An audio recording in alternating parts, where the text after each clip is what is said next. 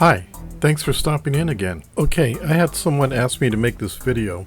It's on how do you take the power steering fluid out of your power steering pump. I'm sure there's some expensive tools that you can buy to do this, but this is a real quick, cheap way in how to do it, and you probably have this item in your kitchen. So let me show you how to easily do this.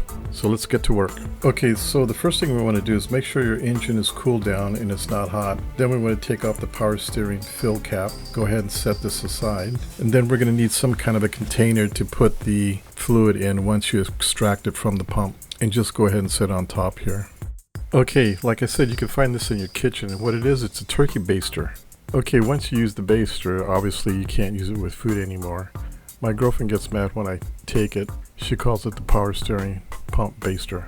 It's pretty self-explanatory. You just stick the baster deep down inside the pump and you squeeze the rubber bottle that's up on top there. Squeeze it and of course the fluid goes in.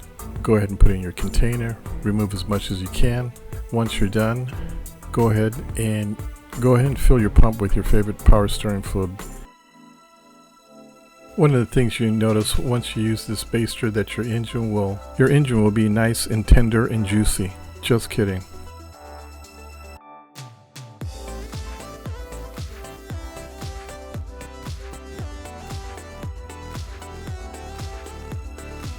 This is what I use.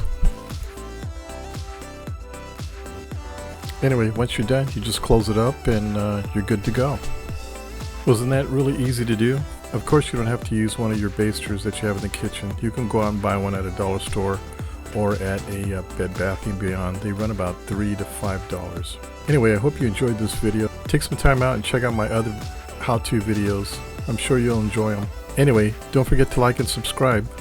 We'll see you later. Bye.